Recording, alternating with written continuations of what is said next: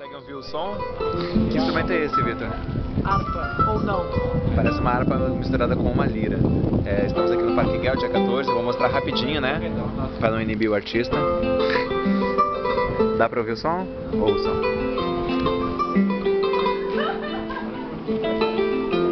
Muito interessante.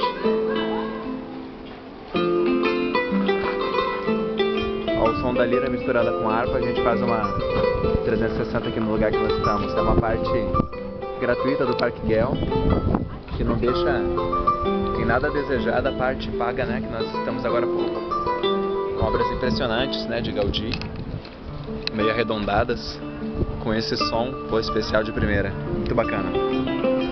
Isso aí, pessoal. 14 de agosto, Barcelona.